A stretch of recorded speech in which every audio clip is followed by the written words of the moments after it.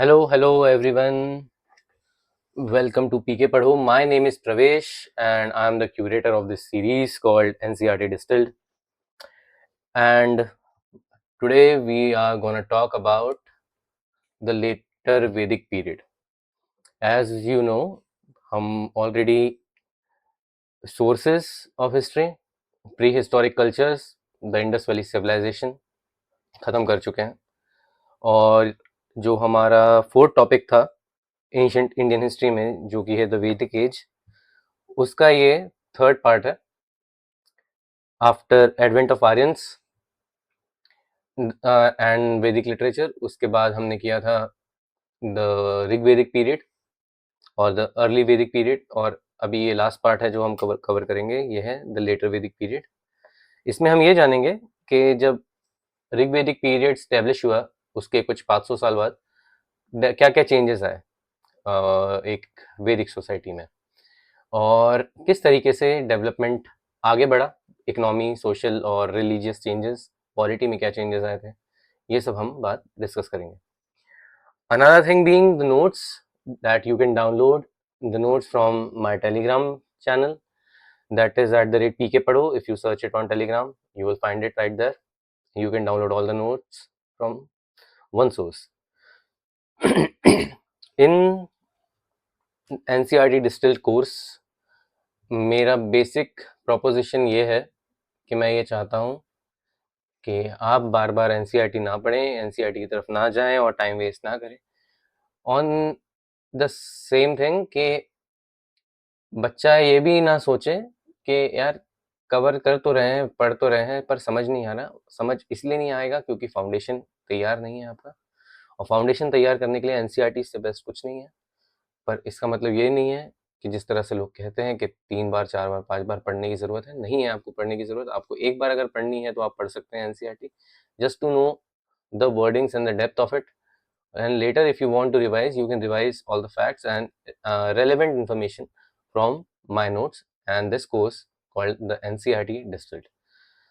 With that I think that we should just start now. So ये जो जैसे हम डिस्कस कर रहे थे वैदिक एज, जो कि पूरी सीरीज का है, ये लेक्चर 10th है और डिस्कस करेंगे हम लेटर वैदिक पीरियड। तो लेटर वैदिक पीरियड में एक्चुअली हुआ क्या, ये जो हमारा टाइम पीरियड है ये 1000 बीसी से 600 बीसी के बीच का है। ये 400 साल के बीच के, यानी 1000 साल मान लीजिए, 1000 साल की बात हो रही है यहाँ पे, यानी 1000 बीसी से तो ये 500 ईयर्स हो गए हमारे लगभग। तो 1000 बीसी के अराउंड आयरन का जो काम है वो शुरू होता है, हमें जो दिखाई देता है किस रीजन में, जो हमारा इंडिया का नॉर्थ वेस्टर्न रीजन है, पंजाब का हिस्सा है, हरियाणा का हिस्सा है, ये वाला पार्ट हो गया। जब हम आगे बढ़ने की कोशिश करते हैं वहाँ से, अब हमारे पास क्योंकि आर्यन के पास आयरन था तो हमने जंगल काटना स्टार्ट किया, जंगलों को काटना शुरू किया। धीरे धीरे हम जंगल काटते हुए कहाँ तक आ गए, यूपी में आ गए, मध्य प्रदेश में आ गए, फिर और नीचे की तरफ Rajasthan was a desert part, लेकिन उस टाइम जो है जो अरावलीज के पास वाला area that was green area, तो हम उस तरफ आने लग गए। तो हम धीरे धीरे ये सब जगहों पे अपीयर होने लगे। अब आयरन को जो है इसको श्याम अयास या कृष्ण अयास कहा गया है ऋग्वेद में। अयास वर्ड यूज होता है, okay. Ayaz is metal and Shyam means black metal, that is iron. Because अगर आप आयरन को रॉ फॉर्म में देखेंगे, जो कि कास्ट आयरन का फॉर्म है उसका, जब वो मिल में से निकलता है प्योर आयरन के फॉर्म, यानी पिग आयरन के फॉर्म में, बेसिकली दैट समवॉट ब्लैक और greyish in colour, that's why it's called Shyam Ayaz. Excavation जो है दैट टेल्स अस के आयरन वेपन्स मिले हैं हमें वेस्टर्न उत्तर प्रदेश में, जो कि मैं आपको पता, सनौली,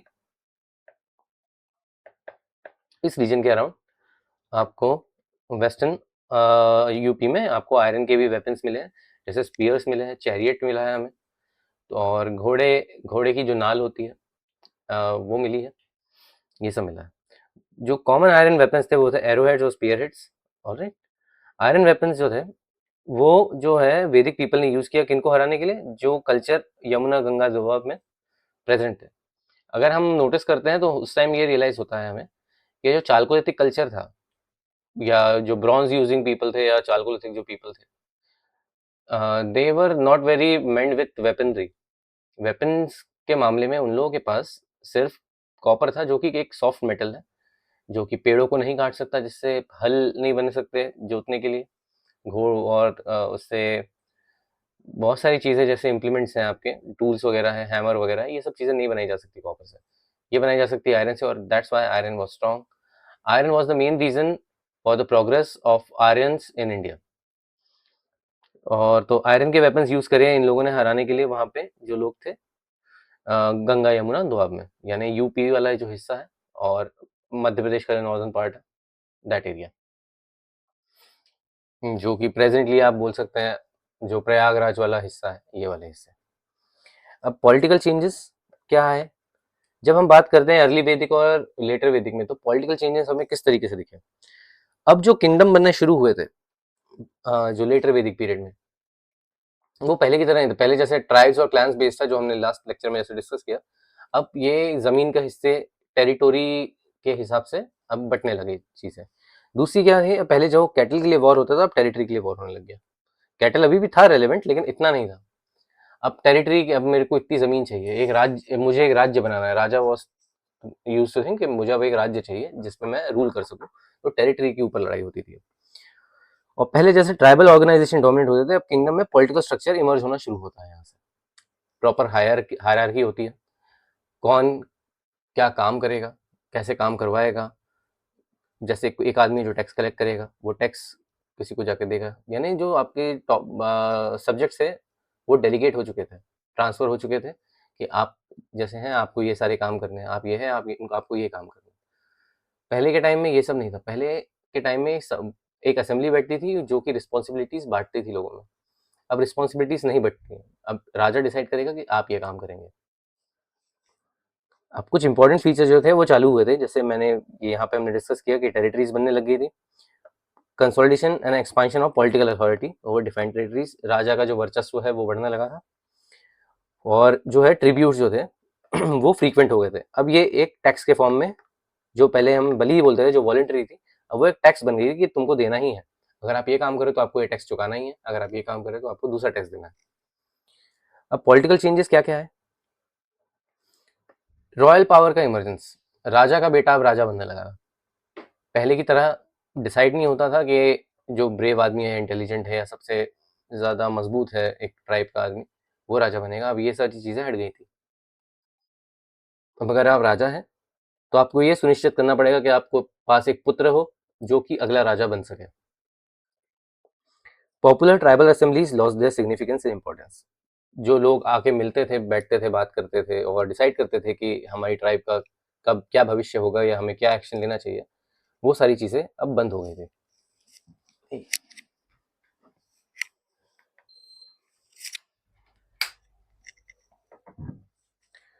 हमें और क्या मिलता है, हमें मिलता है कि लार्ज टेरिटोरियल किंगडम सब इमर्ज होना शुरू हुए। पहले की तरह अब नहीं रहा। जैसे पहले की तरह अगर हम मुझे किसी से संधि करनी है, if I want to get somebody on my side, तो मैं उनके पास जाता था, उनसे बात करता था। अब ये वाला सिस्टम नहीं। अगर हमारी बात नहीं होती तो हम वॉर करते थे, जिससे हमें कैटल्स वगैरह मिल सके, या उस टेरिटरी यानी वहां तक जहाँ पे वो ट्राइब्स है वो हमें ससीड यानी हमारे सामने झुक जाए और सीट कर दे, और हम लोग उस वाले हिस्से पे राज करना शुरू कर दे। अब उस तरह से नहीं होता, अभी होता था प्रॉपर तरीके से वॉर होते थे, टेरिटोरियल एक्सपांशन होता था, पेड़ काटे जाते थे, अगर किसी को ऑब्जेक्शन है वो आता था, उससे हम परास्त करते थे, हराते थे, और वो वाला रीजन हमारे अंडर आ जाता था। अब ट्राइब जो किंगडम से वो इस तरह से बड़े होना शुरू हुए। पॉलिटिकल ऑर्गेनाइजेशन में हमें मोनार्कल रूल अब ज्यादा दिखने लगा था ट्राइबल इंस्टीट्यूशंस की जगह। जो राजा ने बोल दिया अब वो सच्चाई बन गई।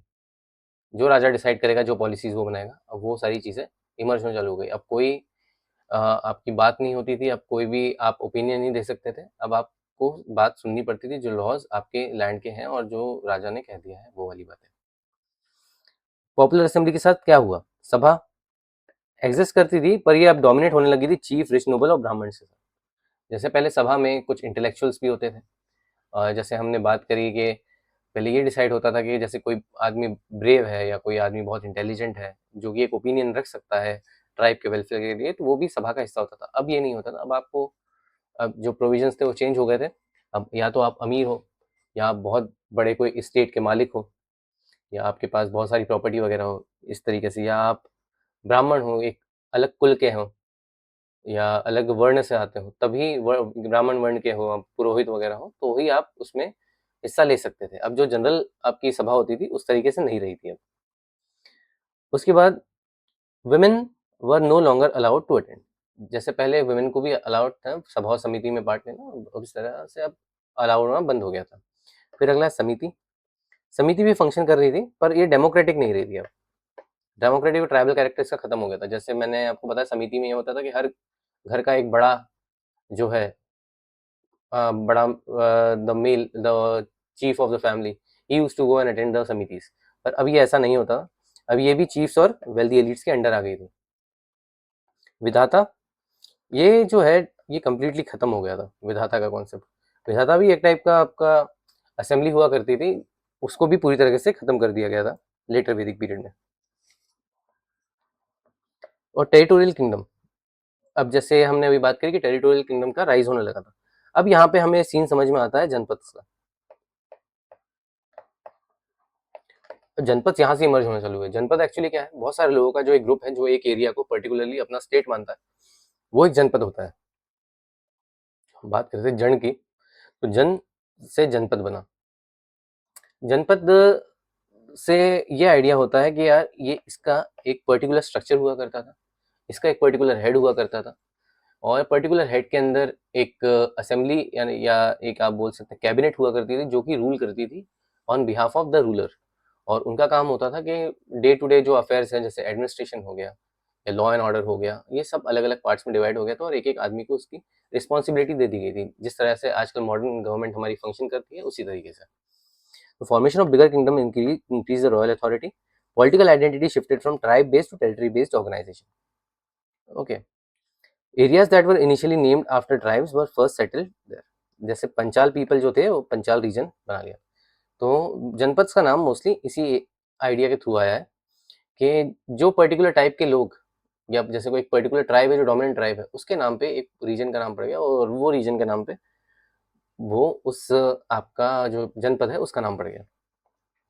अब कॉन्सेप्ट क्या है टेरिटरी का, राष्ट्र का आइडिया शुरू हुआ। राष्ट्र मतलब एक geographical piece of land that is ruled by particular people, तो ये राष्ट्र कहा जाता था ऐसा। The term rashtra first appears in the later Vedic period. It means territory और किंगडम और political domain under a ruler. राजा का होना जरूरी है। Indicates the emergence of territorial states, reflects transition from tribal polity to organised kingdoms. ठीक है। Kingship किस तरीके की थी, तो किंग की अथॉरिटी जो थी अब वो एब्सोल्यूट की तरफ बढ़ चुकी थी। राजा को भगवान का रूप कहा जाने लगा। राजा ने जो कह दिया वो चीज फाइनल है, बिल्कुल उसके ऊपर कोई आर्ग्यूमेंट नहीं होगा। Raja had the power to give punishments to the criminals. तो ये सब चीजें जो है वो शो होने लग गई थी लेटर वैदिक पीरियड में।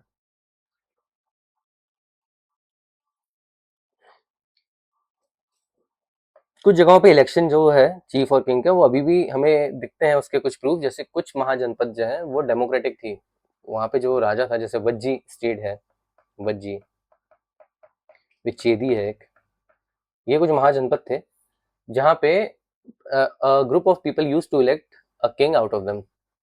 तो वहाँ पे कुछ जगहों पे सिलेक्शन करने का अधिकार था, इसलिए हमें कुछ प्रूफ मिलते हैं कि इस एरा में ये सब भी हुआ करता था।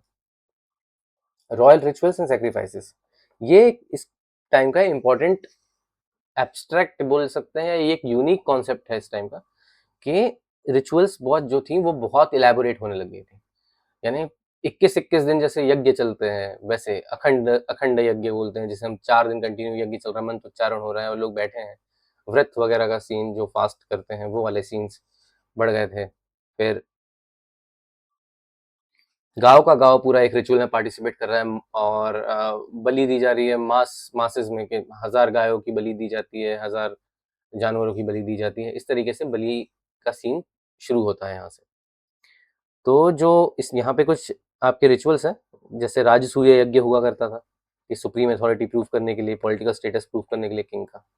अश्वमेध यज्ञ होता था जो आपने पता होगा आपको, राम श्री राम और लव कुश की कहानी, अश्वमेध यज्ञ के बारे में पता होगा आपको।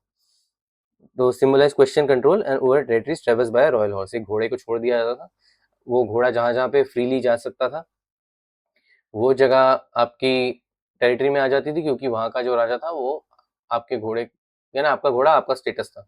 अगर उसको किसी ने हाथ लगाया तो मतलब उसने आप पे वॉर किया है, तो इसका मतलब होता था।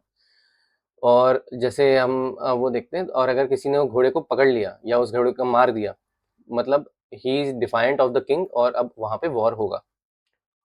एक होता है वाजपेयी यज्ञ, ये एक चैरियट रेस होती थी, एक टाइप की रेस है, तो वो हुआ करती थी वाजपेयी यज्ञ के बाद। रेवेन्यू एडमिनिस्ट्रेशन किस तरीके था, अब टैक्सेस कलेक्ट होना चालू हो गए थे। पहले की तरह जैसे बलि जो थी वॉलेंटरी थी, वॉलेंटरी ने आपको अगर कोई जरूरत हो, जैसे आपने कुछ काम करवाया तो आप दे सकते थे बलि राजा को, या वॉर बूटी का डिस्ट्रीब्यूशन वगैरह होता था तो बलि वगैरह दी जाती थी राजाओं को, प्रीस्ट वगैरह को। पर अब जो है टैक्सेस कलेक्ट होना चालू हो गए थे। एक बेसिक टेक्स्ट जो था, एक काम के लिए आपको एक टैक्स देना पड़ता था अगर आपको वो काम करना है उस पर्टिकुलर किंगडम में। तो इसमें एक जो आपका एक आदमी का नाम आता है वो संग्रहित्री आता है। ये एक पोस्ट है संग्रहित्री, he was a custodian collector of taxes and tributes. इस टाइम पे संग्रहित्री कहा जाता था उस ऑफिसर को जो कि टैक्सेस कलेक्ट करता था। फिर military organisation, the king did not possess a standing army. अभी भी स्टैंडिंग आर्मी का कॉन्सेप्ट शुरू नहीं हुआ था। Professional permanent army was absent. अभी भी जो आपको अगर युद्ध लड़ना है तो फिर आपको लोगों से बात करनी पड़ती थी, लोगों को, यानी अब तो राजा की क्योंकि प्रोमिनेंस आ चुकी थी, लोगों को हुक्म दिया जाता था, कंस्क्रिप्शन होता था, तो लोग आते थे, जंग लड़ते थे, फिर वापस अपने काम पे चले जाते थे। स्टैंडिंग आर्मी नहीं थी। स्टैंडिंग आर्मी का मतलब एक वन मैंने एक आदमी है, जैसे इंडिया में जो हमारी आर्मी है वो एक स्टैंडिंग आर्मी है।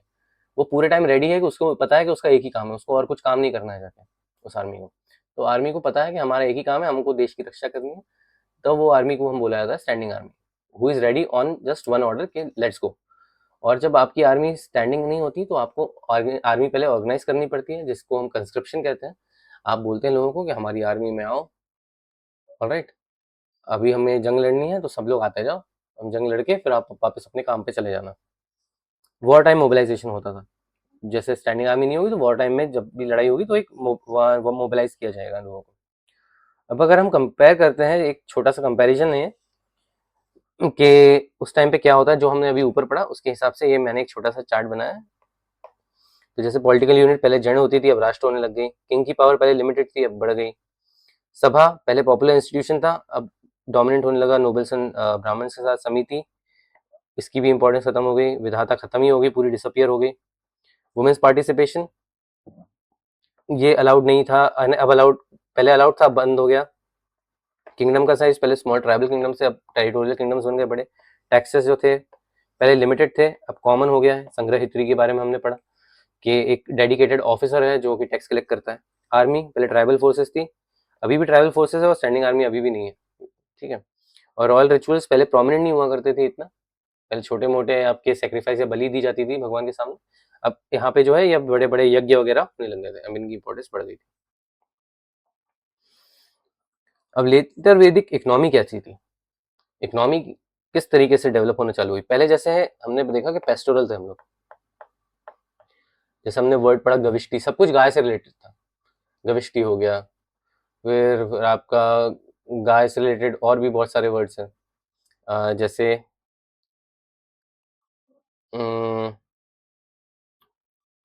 गविष्टि हो गया, फिर आपका हो गया ध्रुता, ध्रु ध्रुता, हाँ ध्रुता। ये अपने घर की डॉटर को, डॉटर जो होती है घर की, जो सबसे बड़ी डॉटर होती है उसको ध्रुता कहा जाता है। Dhruta means someone who milks the cow, गाय का दूध निकालने वाले जो ध्रुता। तो someone who milks the cow was called dhruta, and the eldest daughter of the family used to be called dhruta. तो यानी गाय का इतना इंपॉर्टेंस था उस टाइम पे, हम इतने ज्यादा पेस्टोरल थे। पर अब चीजें चेंज होने लग गई थी लेटर वैदिक पीरियड में। अब हम एग्रीकल्चर ज्यादा फोकस करने लगे, जैसे पॉपुलेशन बड़ी होगी 300-400 साल में, क्योंकि सेटलमेंट चालू हो गए थे, पॉपुलेशन बड़ी होगी तो एग्रीकल्चर की नीड बढ़ी, तो अब ज्यादा फोकस एग्रीकल्चर की तरफ होने लग गया। एग्रीकल्चर किस तरीके से, तो society prominently became agricultural. Access use for ploughing fields, बैलों का यूज होने लग गया। Economic life became more settled and agricultural based compared to the pastoral economy of the early Vedic peoples. अब हम इस तरफ चल रहे हैं जिस तरफ पहले के टाइम पे हड़प्पन सिविलाइजेशन था, अब हम सेटलमेंट के साथ साथ अर्बन टेक्नोलॉजी की तरफ शिफ्ट होना धीरे धीरे शुरू कर चुके हैं। अब हमसे पूरी तरह से पेस्टोरल नहीं रहता, जो वैदिक पीपल थे अब वो थोड़ा सा अर्बनाइजेशन की तरफ बढ़ने लग गए थे। Tribal pastoralist gradually transformed into peasants. Peasants मतलब someone who ploughs the field या जो खेतों पे काम करते हैं, they are peasants. Growth of agriculture supported population expansion, territorial kingdoms and development of craft. अब गाय को आप 5 साल के लिए स्टोर करके नहीं रख सकते, गाय को रोज फेड करना पड़ेगा, उसको क्लीन करना पड़ेगा, उसका दूध एक्सट्रैक्ट करना पड़ेगा, and cows will also die due to disease and something. But once food crops and the food grains can be stored for a longer period of time, can be easily moved from one place to another. तो उसकी मदद से ये हुआ कि agricultural expansion की वजह से टेरिटोरियल एक्सपेंशन भी बढ़ा। हम गायों को 1000 किलोमीटर दूर ले जाके नहीं छोड़ सकते, लेकिन हम अनाज की बोरियां 1000 किलोमीटर दूर ले जाके छोड़ सकते थे अपनी आर्मी के लिए या वहाँ पे जो लोग हमारे लिए काम कर रहे हैं उनके लिए।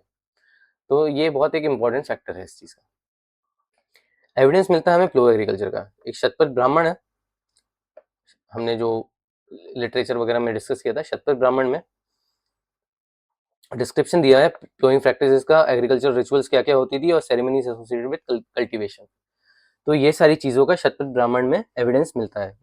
सेरेमनीज किस तरीके से कि पूजा होती है, पहले हल की पूजा होती है, बैलों की पूजा होती है, उस तरीके से। फिर किस तरीके से, जैसे ये बोला जाता था कि दोपहर में दोपहर में बैलों से जो खेत है उसको नहीं जुतवाना चाहिए, या तो सुबह जुतवाइए आप, और मोस्टली ये काम सुबह सुबह किया जाता था खेत जोतने का, दोपहर में ये काम अवॉइड किया जाता। तो ये सब सेरेमनीज वगैरह शतपथ ब्राह्मण में लिखी हुई हैं। अब हमें एक एग्जांपल कैसे मिलते हैं, जैसे हम राजा जनक के बारे में आप जानते होंगे, सीता माता के पिता, तो उनका एविडेंस मिलता है कि भैया he was king of Videha and personally participated in flowing activities. फिर बलराम का भी हमें एग्जांपल मिलता है, जो कृष्ण के भाई थे, उन्हें हलधर और बिल्डर ऑफ फ्लो कहा जाता है। हलधर एक इम्पॉर्टेंट वर्ड है, ये हमें वर्ड बहुत सारी जगहों पे मिलता है। तो हलधर का मतलब होता है someone who close the field. Significance क्या है इस चीज का, demonstrate the high importance attach to the agriculture. यानी अगर ये बड़े बड़े लोग ये काम कर रहे हैं, जैसे बलराम हो गए या राजा जनक हो गए, इसका मतलब ये है कि अब उस चीज का इंपॉर्टेंस बढ़ चुका है। This shows the symbolic and ritual significance of cultivation. Crops किस तरीके के उगते थे, बार्ली, राइस और वीट। अब इनके नाम भी है, जैसे गोधुमा बोलते हैं इसको, वीट को।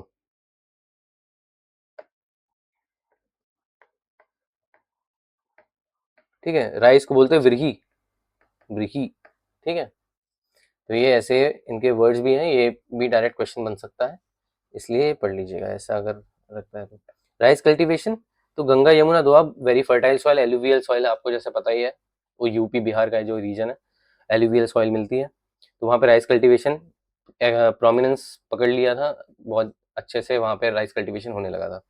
Rice is referred to as vrihi in Vedic text. Okay, ये वर्ड हमने डिस्कस किया यहाँ पे। सिग्निफिकेंस जो है इसका, ये हमें पूरे गैंजेटिक प्लेन्स जो है यहाँ पे हमें एग्रीकल्चर एक्सपेंशन को शो करता है और डाइवर्सिफिकेशन दिखाता है क्रॉप्स में। जैसे हमको तीन प्रोमिनेंट ये मिल गए, फिर कॉटन भी हो गया, कॉटन भी मिलता है, यानी ऑब्वियसली कपड़े पहनते हैं तो कॉटन तो चाहिए, जरूरत है ही कॉटन की। उसके बाद फिर आपका कुछ जैसे बार्ली, रागी ओरिजिन होना शुरू हो गया था ये सब चीज़ों का। मेज़ है जो, लेकिन वो क्वेश्चनेबल है मेज़ का कॉन्सेप्ट। मेज़ कुछ लोग बोलते हैं कि मिले भी हैं, कुछ लोग बोलते हैं कि पोर्चुगीज लेकर आए थे, तो मेज़ इज अ डाइसी कॉन्सेप्ट, तो उसमें हम नहीं पढ़ते। फिर ट्रेड एंड कॉमर्स जो हमें दिखा है, तो Vedic text mention seas and sea voyages, यानी जो है सीज के बारे में वेदों में बात होती है, तो ये बोलता है कि हाँ हम ट्रैवल किया करते थे। It suggest trade and commercial activities, और लॉन्ग डिस्टेंस के बारे में भी ये बताता है। ठीक है जी। अब कुछ फैक्टर्स हमें दिखते हैं जो कॉमर्स प्रमोट करते हैं, जैसे कि एग्रीकल्चर का ग्रोथ हो गया, सरप्लस प्रोडक्शन हम स्टोर कर सकते थे चीज़ों को, तो हम चीज़ों को ऑफ सीजन भी बेच सकते थे। तो यही कॉमर्स है बेसिकली, जहाँ पे चीज़ों की कमी है वहाँ पे जाके जो चीज़ आपके पास अवेलेबल है इसको ज़्यादा पैसों में बेचो। That is what commerce is. Rise of craft, increase exchange of goods, और सी वॉयजेस बढ़ गई तो ट्रेड और कम्युनिकेशन भी बढ़ा इससे। अर्बन डेवलपमेंट थोड़ा सा दिखाई देता है हमें, कैसे कैसे कि हमें एक शब्द मिला नगर। जो नगर हम अभी बात करते हैं सारे, नगर का मतलब होता है टाउन और सिटी, छोटा सा एक शहर जैसा, वो होता है नगर। Though fully developed towns were absent initially, the beginning of urbanization can be traced towards the end of the later Vedic period. Full fledged जो सिटीज थी, जिस तरह से हमें इंडस वैली सिविलाइजेशन में भी जैसे मिली हैं, उस तरीके से हमें इतनी बड़ी सिटीज नहीं मिली, लेकिन इमरजेंस शुरू हो गया था कि एक local area used to be called used to have a name. एक जगह पे जहाँ पे कुछ घर हैं, जैसे मान लीजिए 50 घर भी हैं, तो वो अपने आप को एक नाम देने लग गए कि हम यहाँ के निवासी हैं। And that is what a place is basically, a city और टाउन इज। क्राफ्ट का डेवलपमेंट किस तरीके से हुआ? कुछ नए टाइप के क्राफ्ट्स आए, कैसे आयरन के क्राफ्ट्स, मेटल क्राफ्ट्स बड़े, ठीक है जी। मेटल के क्राफ्ट्स किस तरीके से? ये जो था copper, one of the earliest metal used by Vedic people, it is also one of the purest. क्यों? क्योंकि it is used in rituals. कभी आप देखेंगे नहीं, हम लोहे के गिलास, लोहे का लोटा लेके हम वो कर रहे हैं, अब जल अभिषेक कर रहे हैं। हमेशा जो ग्लास वगैरह या लोटा वगैरह रहता है वो तांबे का ही रहता था, जिसमें कलश बनता है जिस लोटे में, वो भी तांबे का ही रहता है। तो copper played a very important role in the rituals of the Vedic people. Copper objects हमें पीजीडब्ल्यू साइट्स पे ही मिले हैं, जैसे हमने भगवानपुरा की बात करी, जो यहाँ पे भी हमें पीजीडब्ल्यू साइट्स पे भी हमें कॉपर के ऑब्जेक्ट्स मिलते हैं। यूज क्या क्या होता होगा कॉपर का? कुछ वेपन्स बनते होंगे छोटे मोटे, ज्यादा नहीं बना सकते क्योंकि सॉफ्ट मेटल है। हंटिंग टूल्स, जानवर को तो मारा जा ही सकता है, इतना तो सॉफ्ट नहीं है कॉपर। और कुछ ऑर्नामेंट्स वगैरह बनाए होंगे, शाइनी रहता है तो ऑर्नामेंट्स बनाए जा सकते हैं। पॉटरी, पॉटरी हमें कुछ अलग अलग टाइप की मिलती है, प्रोमिनेंटली ये 4 टाइप की है, जो कि लेटर वैदिक पीरियड से एसोसिएटेड है। अगर हम मैं आपको बोलूं कि tell me a pottery that is associated exclusively with the Rig Vedic age, then it's painted greyware only, क्योंकि उसी तरीके की पॉटरी उन्हें आती थी बनाना। सिर्फ पीजीडब्ल्यू टाइप पॉटरी है आपके अर्ली वैदिक पीरियड की। लेकिन जब लेटर वैदिक पीरियड आया, टेक्नोलॉजी और बढ़ी यार, 500 साल में काफी टेक्नोलॉजी बढ़ जाएगी, ऑब्वियस सी बात है ये तो हमारे पास जो टेक्नोलॉजी आई इसकी पॉटरी की, उसमें ये 4 बहुत प्रोमिनेंट है, जो कि एक ब्लैक एंड रेडवेयर, ये सबसे कॉमन टाइप की पॉटरी है। जो हम आज भी जो मटके देखते हैं, जो जिस मटके में हम पानी पीते हैं, वो ब्लैक एंड रेडवेयर ही होता है बेसिकली। फिर ब्लैक स्लिप्ड वेयर होता है, एक डिस्टिंक्ट ब्लैक सरफेस फिनिश होता है। एक काले कलर का जो मटका रहता है, जो उस तरीके का है। PGW, painted grey ware. पहले आप एक वो बनाएंगे, काली मिट्टी या एक चिकनी मिट्टी से आप एक घड़ा बनाएंगे, उसके ऊपर आप पेंट करेंगे व्हाइट लाइन से, फाइन व्हाइट लाइन से पेंटिंग होगी उसके ऊपर, और डेकोरेशन होगा उसका थोड़ा सा, तो वो पेंटेड ग्रेवेयर हो गया आपका पीजीडब्ल्यू। और एक होता है रेड वेयर, पूरी तरह का लाल लाल मिट्टी का बना हुआ घड़ा या मटका। तो ये सबसे पॉपुलर टाइप की पॉटरी थी, और इंस्टिंक्टली यानी बहुत ही इंपॉर्टेंट ये बात है कि आज के टाइम भी ये बहुत पॉपुलर है, और ये हमेशा से पॉपुलर ही रही है। जो अगर आपने ट्राइबल आर्ट वगैरह देखा होगा, ट्राइबल आर्ट में जो वो बेसिकली जो डिजाइन बनाते हैं those people, tribal people, that is basically red ware. जो ट्राइबल टेराकोटा आर्ट जिसे हम कहते हैं, वो रेड वेयर होता है। तो ये हमें दिखाई देती है उस टाइम पे भी। आर्कियोलॉजिकल एविडेंस कहाँ से मिले? कॉपर ऑब्जेक्ट मिले पीजीडब्ल्यू साइट से, जो कि कॉपर टेक्नोलॉजी शो करते हैं। और पेंटेड ग्रेवेयर मिला है, ये कल्चरल मार्कर है सोशल लेटर वैदिक पीरियड का, ये हमें भगवानपुरा वगैरह में एरिया में मिला है। ये साइट बहुत इंपॉर्टेंट है भगवानपुरा की, ये आपको मोस्टली हर जगह पे आप इसे कोट कर सकते हैं अगर आप वैदिक पीरियड की बात कर रहे हैं तो। रेड वेयर डिस्ट्रीब्यूशन हमें बहुत सारी जगह मिलता है, जैसे वेस्टर्न यूपी में सबसे ज्यादा, क्योंकि अब हम गंगा यमुना दोआब की तरफ आने लग गए थे, तो ये जो हस्तिनापुर इंद्रप्रस्थ वाला जो रीजन है, वहाँ पे बहुत ज्यादा इसका मिला है। और राइस का एग्जाम्पल मिलता है विरही का, ये हमें बुक्स में ही मिलता है, आपके लिटरेचर में ही मिलता है।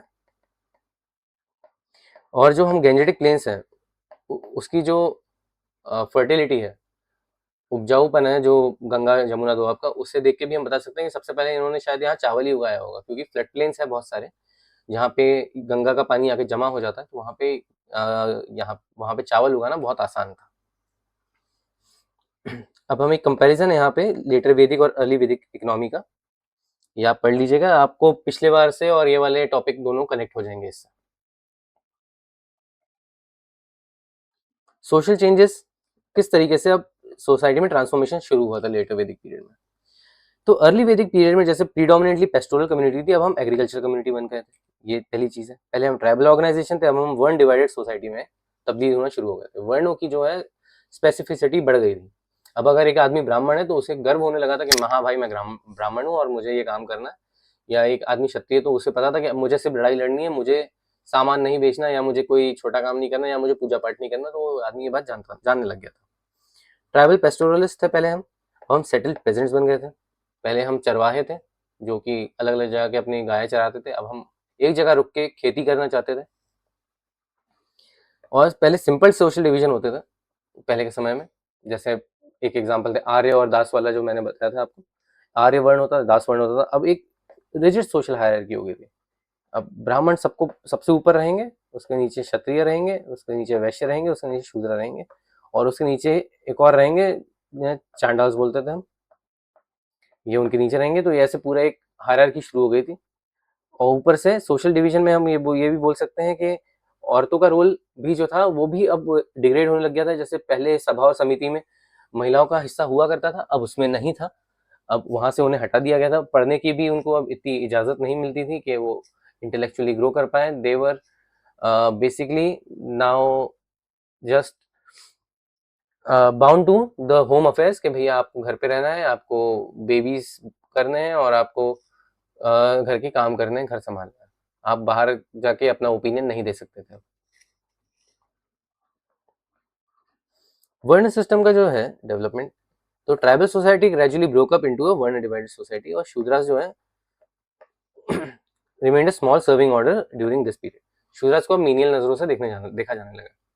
यार ये तो छोटा काम करते हैं। प्यूरिटी और पोल्यूशन का एक कॉन्सेप्ट होता है सोशियोलॉजी में, प्यूरिटी एंड पोल्यूशन। तो ये वाले जो काम थे ये ऊपर के तीन ब्राह्मण क्षत्रिय वैश्य करते थे, और ये जो पोल्यूशन वाले काम है ये मोस्टली शूद्र करते थे। प्योरिटी वाले का काम मतलब एजुकेशन का काम हो गया, या फिर आपको पूजा पाठ का काम हो गया, या सामान खरीदने बेचने का काम हो गया, ये प्योरिटी वाले काम है। पोल्यूशन वाले काम क्या है? डेड बॉडीज को ठिकाने लगाना, और फिर आपकी सड़कें साफ करना, स्वीपिंग करना वगैरह वगैरह। और क्योंकि महिलाएं ये काम घर में करती थी, इसलिए उन्हें भी इसी कैटेगरी में, पोल्यूशन वाले कैटेगरी में रखा जाने लगा। इसलिए आप देखते हो, आपको पता होगा, जैसे जो पहले के टाइम में दादी और उनके पहले 50-60 साल पहले, वहां तक भी ये कॉन्सेप्ट चला कि अगर आप अपने मेंस्ट्रुएशन साइकिल में हैं महिलाएं, तो आपको जमीन पे सोना पड़ेगा, या आप कुछ खराब मत करिए, आप अशुद्ध हैं, मंदिर में मत जाइए वगैरह वगैरह। ये सब चलता था उस टाइम पे। ज्योग्राफिकल एक्सपेंशन जो था लेटर वैदिक एज में कैसा हुआ, तो हमने मूव करना चालू किया सप्त सिंधु एरिया से। सप्त सिंधु वाला रीजन, जैसे हम ये वाला है, ये पूरा आप ये ऐसा पकड़ लीजिए, ये पूरा आपका अनडिवाइडेड इंडिया या पाकिस्तान वगैरह का हिस्सा है। और यहाँ से आपके ये इंडस रिवर ये ऐसे बहती है। और ये वाला जो रीजन था ये सप्त सिंधु का रीजन था, यानी पाकिस्तान वाला हिस्सा इस तरफ का थोड़ा सा, और थोड़ा सा ये आपका ईस्टर्न जो वेस्टर्न पंजाब है ये वाला हिस्सा। तो ये वाला जो था आपका सप्त सिंधु का रीजन था। अब क्या होने लगा, अब हम मूव करने लगे यहाँ से आयरन इंप्लीमेंट्स की वजह से, मदद से हम इस तरह मूव करने लगे। तो यहाँ से हमारे वेस्टर्न यूपी और गंगा यमुना दोआब, यूपी और बिहार वाला हिस्सा इस तरफ। और इनिशियल सेटलमेंट जो था, जो ये वाला हिस्सा था आपका, ये सरस्वती और दृष्टावती नदी के उसके रिलेशन में बनता था। अब जो नया वाला था, अब वो गंगा यमुना वाले रीजन में बनने लगा। वहां से हम शिफ्ट होकर पूरी तरह इस तरफ आने लग गए। अब इस रीजन में क्या था, इस रीजन में थे कुछ major political groups, Aryan groups ही थे, जो कि डेवलप हो गए थे, इस एरिया में आके सेटल होने लगे थे। तो इन लोगों ने कैसे डेवलप किया, पहले आए क्रूज, ये दिल्ली वाला एरिया, अपर गैंजेटिक दोआब वाला जो एरिया था। और इनकी ये जो टेरिटरी थी इसको बोलते हैं कुरुक्षेत्र। ठीक है, कुरुक्षेत्र का युद्ध आपको पता होगा महाभारत का, तो उन्हीं से एसोसिएटेड है। और इनका जो और एरिया था वो था आपका हस्तिनापुर और इंद्रप्रस्थ। ठीक है, फिर पांचाल हुआ करते थे। पांचाल अगर आपको पता हो, Draupadi, Panchali, that was Panchal region. तो middle portion of Ganga Yamuna Doab, ये मेरठ का हिस्सा है। ठीक है जी। तो कुरु पांचाल का एक यूनियन था। महाभारत से अलग होके बता रहा हूँ मैं, यानी लेटर वैदिक पीरियड में किस तरह से चलता था। तो कुरु पांचाल यूनियन हुआ करता था। ठीक है, कुरुस जो थे वो साथ में पांचाल के साथ मिल गए थे। और कुरु पांचाल का जो जो किंगडम था उससे बोला जाता था हस्तिनापुर, जो कि प्रेजेंट डे मेरठ डिस्ट्रिक्ट है यूपी में। ठीक है। महाभारत में हमें क्या दिखता है? महाभारत में हमें महाभारत वॉर दिखता है जो कुरुक्षेत्र से रिलेटेड है। और it has believe to be fought around 9950 BC, यानी आज से 3000 साल पहले के करीब ये युद्ध हुआ है, ऐसा लगता है। अब ये एक्सपांशन के कारण क्या थे? जैसे कि आयरन था, मैंने पहले ही बताया आपको। घोड़े, हॉर्स बहुत इंपॉर्टेंट था, क्योंकि बिना हॉर्सेस के आप इतना लंबा ट्रैवल नहीं कर सकते। आप और बिना चैरियट्स के, रथ के बिना आप सामान नहीं ला सकते। जैसे आज के टाइम पे कार, बस या वैगन है हमारी, जिसमें हम सामान भर के, ट्रक से सामान भर के इधर से उधर कर सकते थे। उस टाइम पे चैरियट्स या रथ ही हुआ करते जिसमें हम सामान रख के इधर से उधर ले जाया जा सकता था। और agriculture surplus.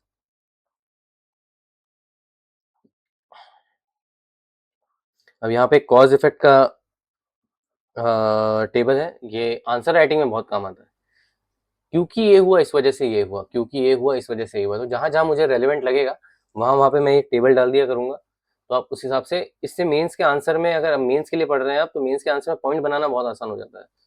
You can directly say that because of the introduction of, जैसे आप यहाँ पे डाल रहे हैं, because of the introduction of iron technology it produced better weapons and agricultural tools that helped in expansion of the Vedic expansion। तो आप ये डायरेक्ट एक पॉइंट लिख सकते हैं। और iron weapons helped in crumbling the indigenous people of this region and that's helped in the territorial expansion of the Aryans। तो ये ऐसे हम इसमें पॉइंट्स लिख सकते हैं। कुछ पॉइंट्स ये भी है, growth of agriculture, agriculture surplus हो गया आपका, यमुना एक्सपांशन से, एक्सपांशन इनटू गंगा यमुना दोआब की वजह से टेरिटोरियल किंगडम का इमर्जेंस हुआ। फिर ट्राइबल स्ट्रक्चर की वजह से ब्रेकडाउन हुआ, तो उससे वर्ण बेस्ड सोसाइटी बन गई। तो ये सब कॉज इफेक्ट है, तो ये आप पढ़ लीजिएगा। सोशल स्ट्रक्चर इन लेटर वैदिक एज। अब सोशल स्ट्रक्चर जो हमने बात करी, तो 4 वर्ण आ गए, ब्राह्मण, क्षत्रिय, वैश्य, शूद्र। ठीक है जी। और इस हिसाब से इनकी हायरार्की बढ़ गई, ये सबसे ऊपर, ये सबसे नीचे। और जो क्लियर डिस्टिंक्शन था, ये चालू हो गए ऊपर के 3 वर्ण में और शूद्रों में। Brahmans highest position, power increase significantly during later Vedic period. क्यों, क्या क्या कारण था इसका? रिचुअल्स, पहला कारण। रिचुअल्स बिना ब्राह्मणों के नहीं हो सकती। उन्हीं को आता था कि प्रोनाउंसिएशन किस तरीके से करना है मंत्रों का, और क्या क्या रिचुअल में क्या क्या चीजें लगेंगी, और किस तरीके से भगवान को मनाया जा सकता है, और किस तरीके से एक चीज, किसी भी चीज को लेजिटिमेसी दी जाती है। किसी राजा के, अगर किसी राजा के पास सपोर्ट नहीं था प्रीस्टली क्लास का, तो उसको लेजिटिमेसी ही नहीं मिलती थी कि वो राजा है, कोई मानने को तैयार ही नहीं होता था, क्योंकि सारे काम करने हैं प्रीस्ट को। एक्सपांशन ऑफ रिलीजियस सेरेमनीज और मोनोपोली ओवर वैदिक नॉलेज एंड रिचुअल्स, इन्हीं को अधिकार था कि ये पढ़ सकते थे वेदों को। क्षत्रिय, ये वॉरियर और रूलिंग क्लास थी, इनका काम था वॉरफेयर, प्रोटेक्शन और गवर्नेंस। फिर वैश्य जो थे कॉमन पीपल, मोस्टली स्टार्टिंग में they were common people and that's why they started trading and commerce. तो इकोनॉमिक फंक्शन का बेसिकली एग्रीकल्चर, कैटल रेयरिंग या अदर प्रोडक्टिव एक्टिविटीज होता है। Towards the end of the Vedic period Vaishyas begin participating in trade. इन्होंने trading बाद में चालू करी, पहले कॉमन पीपल हुआ करता था। राजा हो, यानी आपका सबसे ऊपर ब्राह्मण हो गए जिनको वैदिक नॉलेज था। उसके बाद आपके सिपाही हो गए या मिलिट्री पर्सनल हो गए, जो कि आपके क्षत्रिय होते थे। और उसके बाद फिर आपके वैश्य हो गए, जो पहले कॉमन पीपल हुआ करते थे, लेकिन अब उन्होंने शिफ्ट करना शुरू किया। जैसे जैसे काम वाम किया होगा, पैसे आए होंगे कुछ, तो उन्होंने कुछ और काम करना चालू किया। और क्योंकि उन्हें ये आज़ादी थी कि वो अब कुछ भी कर सकते थे, बस मिलिट्री का काम छोड़ के और पढ़ाने का और रिचुअल्स कराने का काम छोड़ के प्रीस्टली क्लास, तो वो और बाकी सारी चीजें उन्हें ही करनी पड़ती थी कॉमन पीपल को। तो अब वो ट्रेडिंग में आना शुरू कर दिया था। And they appear to have been the principal tribute payer in the later Vedic period. सबसे ज्यादा टैक्स जो है इन्हीं से लिया जाता था। टैक्स मैक्सिमम था इन लोगों के ऊपर, वैश्यास के ऊपर।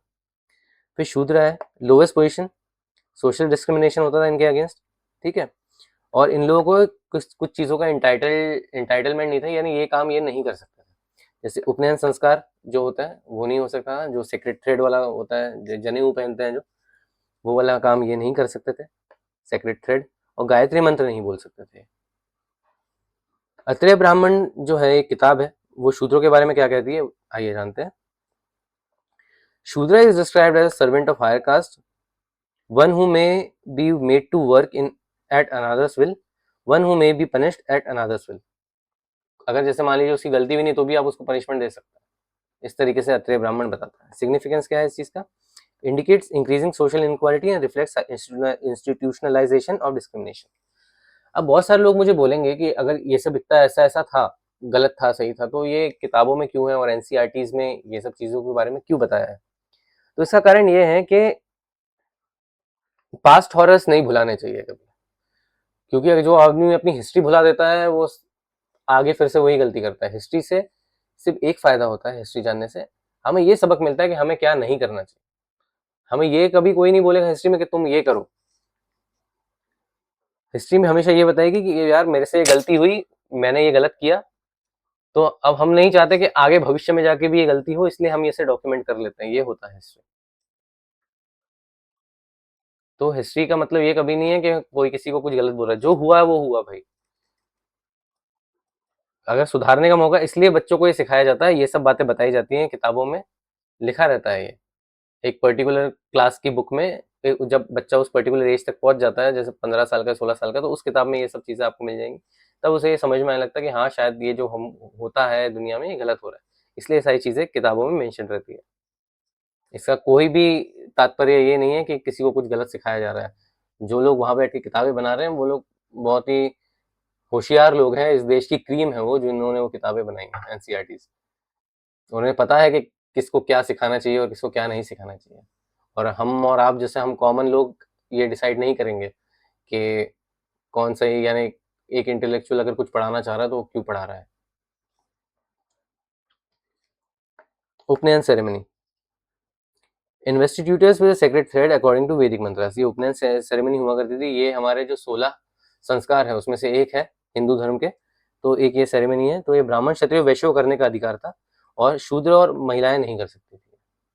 हमें प्रमाण मिलते हैं, जैसे मैंने आपको गार्गी का प्रमाण दिया, गार्गी का एक एग्जाम्पल दिया था।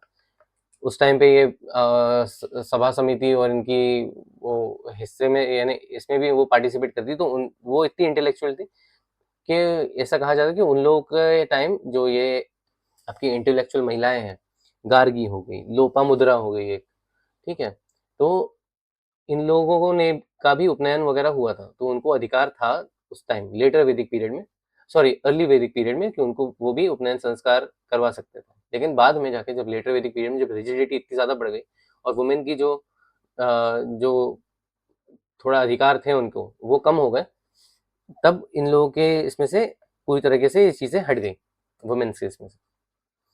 सिग्निफिकेंस क्या है इसका, इट सिंबलाइजेस एंट्री इनटू वैदिक लर्निंग एंड रिलीजियस लाइफ, यानी यहाँ से बोला जाता है कि द्विज बन जाता है बालक। द्विज मतलब जब उपनयन संस्कार होता है दो दूसरा जन्म होता है, पहले वो बच्चा रहता है फिर वो बाद में जाके आदमी बन जाता है उपनयन संस्कार के बाद। तो और उसको ये अधिकार मिल जाता है कि फिर से पुनः जीवित होने के बाद ये अधिकार मिल जाता है कि वो पढ़ाई कर सकता है, वो शादी कर सकता है, ये अधिकार मिल जाता है उसको। अगर आज भी जैसे अगर आपका वो नहीं हुआ है, उपनयन संस्कार नहीं हुआ, अगर अपर कास्ट से बिलोंग करते हैं या आप ये जो वर्ण व्यवस्था है इसमें बिलीव करते हैं और इसमें मानते हैं, और इसके थ्रू अगर आप जो आपके सारे 16 संस्कार संस्कार है उनका अगर आप करते हैं, तो एक संस्कार करना ही पड़ेगा, तब जाकर दूसरा संस्कार होगा। तो ये विवाह संस्कार के पहले की बात है और ये करवाना जरूरी है, ये ऐसा कहा जाता है। तो हर संस्कार लाइन बाय लाइन होते हैं, और ये विवाह यानी शादी अगर आपको करनी है तो उसके पहले उपनयन संस्कार होता है, पढ़ाई करनी है तो उसके पहले उपनयन संस्कार होता है। तो उपनयन संस्कार थोड़ा आगे की तरफ आता है। तो बच्चों का उपनयन संस्कार होने के बाद जनेऊ पहनाई जाती है उनको, उसके बाद उनको पढ़ाई के लिए, यानी अब बोला जाता है ऐसा कि आप तैयार हैं आगे की पढ़ाई, जो वेदों की पढ़ाई है वो करने के लिए, वैदिक लर्निंग के लिए अब आप तैयार हैं। बेसिस ऑफ डिस्टिंक्शन क्या था, एक्सेस टू वैदिक नॉलेज, सेक्रेट थ्रेड मिलता था आपको एक, जनेऊ बोलते हैं जैसे, और रिलीजियस प्रिविलेज मिलते थे कि अब आप पूजा पाठ वगैरह करवा सकते हैं, या आप किसी भोज में बैठा सकते हैं, या आप जैसे जैसे क्षत्रिय हो गए, अगर आप क्षत्रिय हैं, अगर आप और आपका उपनयन संस्कार नहीं हुआ तो आप तलवार नहीं चला सकते। यानी सीख सकते हैं तलवार चलाना, लेकिन आप किसी से लड़ नहीं सकते, आप किसी को चैलेंज नहीं कर सकते। कि जैसे अगर आप एक क्षत्रिय हैं, आपको किसी और को चैलेंज करना है, तो अगर आपका उपनयन संस्कार नहीं हो तो आप उसे चैलेंज नहीं कर सकते। ये चीजें रहती थी। स्टेटस ऑफ आर्टिसंस, एक रत्कार करके हम हमें एक क्या ऑफिसर तो नहीं बोलेंगे, एक डेजिग्नेशन मिलता है रत्कार करके, जो कि चैरियट मेकर होता था। तो चैरियट्स का काम, क्योंकि मैंने आपको समझाया इतना इंपॉर्टेंट था चैरियट का काम, कि सामान हमें एक जगह से दूसरी जगह अगर ले जाना है तो बिना रथों के वो काम होता ही नहीं था। तो इनको, ऑल्दो ऑब्वियसली, क्योंकि ये ना ब्राह्मणों में आते हैं ना क्षत्रियों में आते हैं, ये होगा कोई क्राफ्ट्समैन रत्कार, तो इनको तब भी इतनी ज्यादा इंपॉर्टेंस दी गई थी कि इनको भी अधिकार दिया गया था कि ये सेक्रेट थ्रेड वगैरह पहन सके, सेक्रेट थ्रेड सेरेमनी करने का अधिकार दिया गया। shows that the occupation could occasionally influence social status. Women की पोजीशन इतनी खराब क्यों थी? तो women occupied lower position compared to man.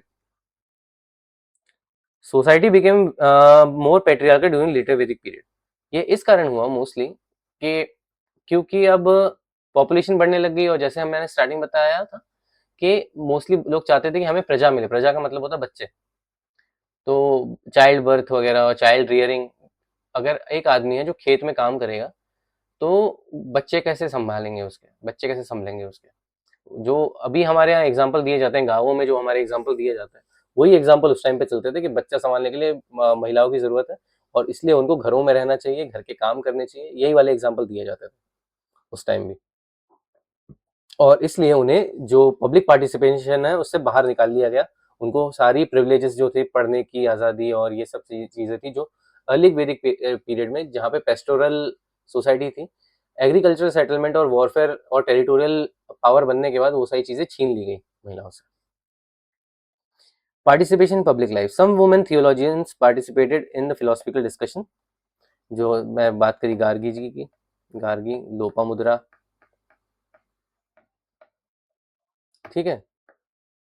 तो ये जैसे कुछ ये थियोलॉजियंस हैं, इनको पार्टिसिपेट करने की, यानी ये लोग करते थे तब भी, और कुछ रानियां थी, queens, took part in coronation rituals, यानी जो आपका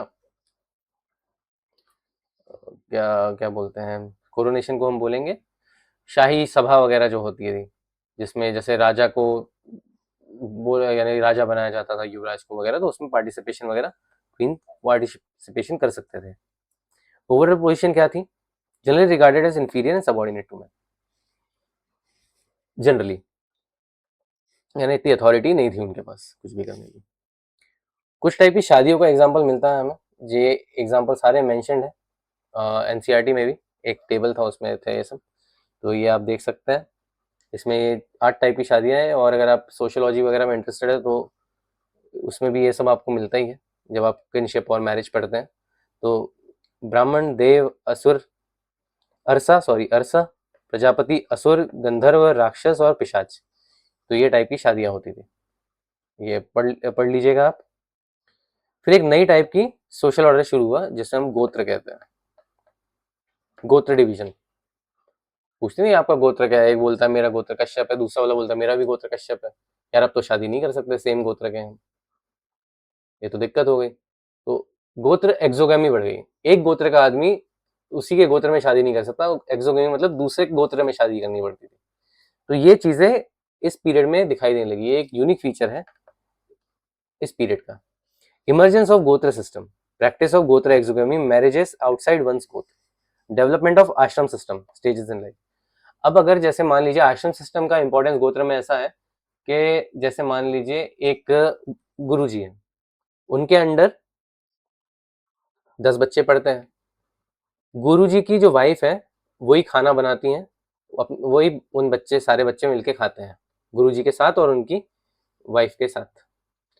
अब वो सारे बच्चे इस वजह से, वो जो गुरुजी की जो वाइफ है उनके बच्चे हो गए, क्योंकि वो माता जी ने अपने हाथों से खाना बना के उन बच्चों को खिलाया जो पढ़ने आए थे। अब वो हो गई माता जी। अब ये जो बच्चे थे, अब ये बच्चे बन गए हैं भाई, अब ये भाई बन गए, अब ये आपस में शादी नहीं है, तो अब ये इनका गोत्र क्या होगा बच्चों का? अब इन बच्चों का गोत्र वो होगा जो उन टीचर का नाम था। जैसे कश्यप जी ने अगर आपको पढ़ाया, तो कश्यप जी आपका गोत्र के जो आपके हेड हैं वो अब कश्यप हो गए, क्योंकि आपने उनके घर पे उनकी वाइफ के हाथ का बना हुआ खाना खाया, क्योंकि आपने वहां जाके पढ़ाई करी। और गोत्र का विकास ऐसे हुआ कि जब इनका गोत्र वो हो गया, अब इन्होंने जिनको पढ़ाया अब उनका गोत्र वो हो गया, अब फिर उन्होंने जिनको पढ़ाया उनका गोत्र वो हो गया। तो एक गुरुकुल सिस्टम के हिसाब से गोत्र जो है वो आगे बढ़ा।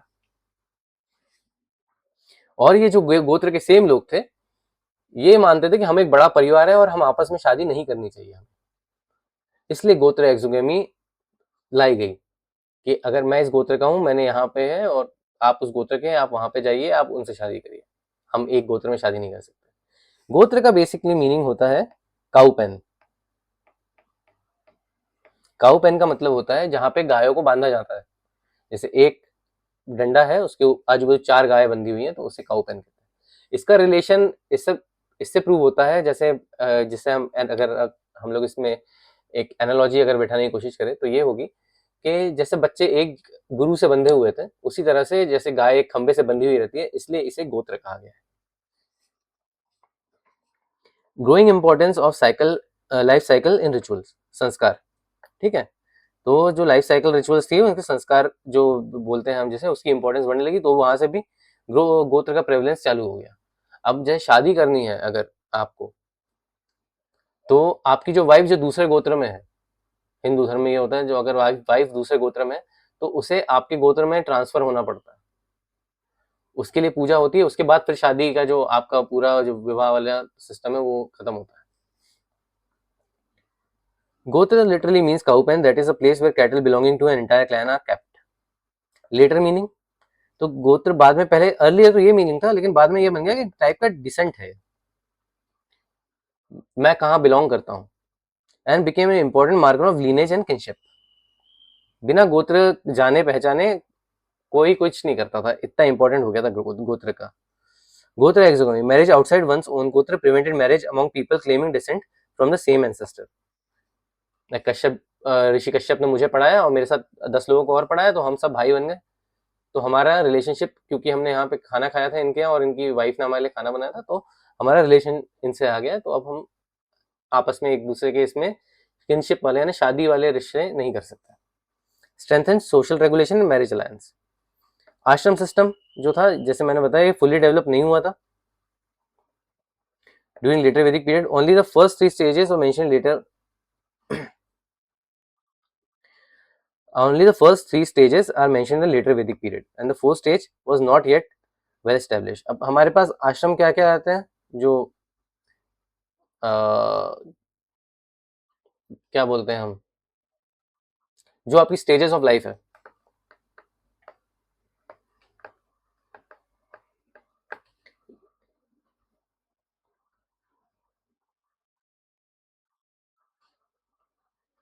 यहाँ पे जो हम डिस्कस कर रहे थे ना, वो ये वाला दूसरा आश्रम सिस्टम है ना, ये यहाँ पे गलत हो गया है, ये दूसरा आश्रम सिस्टम है, और यहाँ पे ये वाला जो है हमारा, ये आपका स्टेजेस ऑफ लाइफ वाला, और वो वाला जो आश्रम सिस्टम था गुरुकुल सिस्टम वाला था, जो मैं एग्जाम्पल देना चाह रहा था basically. Only the first 3 stages of mentioned in later Vedic period, जैसे जो कि था आपका ब्रह्मचार्य, उसके बाद आपका गृहस्थ आश्रम,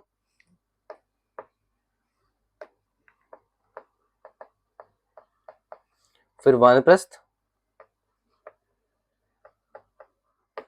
ठीक है, तो ये 3 ही मेंशन्ड है आपके इसमें पहले, और ये तीनों में इसका मतलब ये है कि जो मोक्ष है, जो रेनन्सिएशन का पार्ट है, जो दुनिया छोड़ देने का है तथ्य, वो अवेलेबल नहीं मिलता हमें वैदिक में, क्योंकि ये जो चीज़ है ये बाद में, because of the competition between वैदिक धर्म एंड जैनिज्म बुद्धिज्म, तब ये कॉन्सेप्ट आया कि यार हमारे पास भी एक आइडिया है कि हमको भी त्याग करना चाहिए, और सारे ये जो है मटेरियल कल्चर रिचुअल है ये सब छोड़ देनी चाहिए।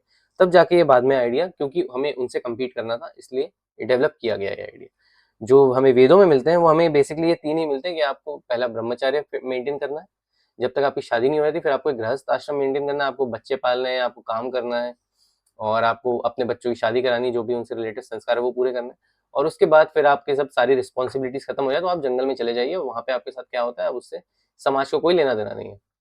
लेकिन क्योंकि वनप्रस्थ के बाद एक और कॉन्सेप्ट जोड़ा गया कि अगर आप जंगल में चले गए हैं तो अब आप ये मत सोचिए कि अब मुझे मर ही जाना चाहिए कि मैं एक शेर के सामने आ जाऊं। अब आप सोचिए कि मुझे मोक्ष की तरफ है ना, मुझे भगवान से कैसे मिलना है, मुझे मुक्ति कैसे चाहिए इस संसार से, वापस मैं नहीं आना चाहता। और इनकारनेशन वगैरह और रीबर्थ के कॉन्सेप्ट ये सब इवॉल्व होना शुरू हुए लेटर वैदिक पीरियड में। तो 4 आश्रम जो हम पढ़ते हैं वो ब्रह्मचर्य है पहले, स्टूडेंट स्टेज, फिर गृहस्थ आश्रम, हाउस होल्डर स्टेज, ठीक है। In post Vedic times it was followed by all the varnas, सब लोग गृहस्थ आश्रम फॉलो करते हैं, सबको शादी करनी थी। वनप्रस्थ में stage of retirement from active house hold responsibility, gradual withdrawal from worldly affairs, और फिर आखिरी आता है संन्यास आपका। संन्यास में जो आप है मोक्ष के द्वारा, मोक्ष के लिए आगे बढ़ जाते हैं, मोक्ष चाहिए अब आपको संन्यास में। तो complete renunciation of worldly life, aesthetic and spiritual existence, not fully established during later Vedic period, however aesthetic life was not entirely unknown. यानी लोग थे जो घर छोड़ देते थे, लेकिन इसका कोई तात्पर्य नहीं था कि किस लिए छोड़ रहे हैं। संन्यास लिया जाता था पर वो आपके जो आश्रम स्टेजेस थे, स्टेजेस ऑफ लाइफ, इसका हिस्सा नहीं था। ये 16 संस्कार है जो कि एक लाइफ साइकिल में जो रिचुअल्स होती है उसका पूरा ये कहाँ से कहाँ तक रहता है, ठीक है जी। तो ये 16 संस्कार हो गए आपके, इसका क्या मतलब है, ये वाले क्वेश्चंस जो है अभी एमपीपीएससी का जो नया सिलेबस आया है उसमें ये वाले जो क्वेश्चन है डायरेक्ट आ रहे हैं, यानी ये सिलेबस का पार्ट है। तो इसलिए मैंने ये यहाँ पे मुझे था अवेलेबल तो मैंने यहाँ पे डाल दिया इसको, तो ये आप पढ़ सकते हैं। ये based on stages of life, तो बर्थ के टाइम क्या होता है, फिर बर्थ से चाइल्डहुड, एजुकेशन, यूथ और एंड ऑफ लाइफ वगैरह क्या क्या होती है, तो उसमें डिस्ट्रीब्यूशन भी कर दिया है इसका। कुछ इंपॉर्टेंट सेरेमनीज होती है जैसे उपनयन जो हमने डिस्कस की, सेक्रेट थ्रेड सेरेमनी बोलते हैं जिसे, उसमें गायत्री मंत्र बोला जाता है,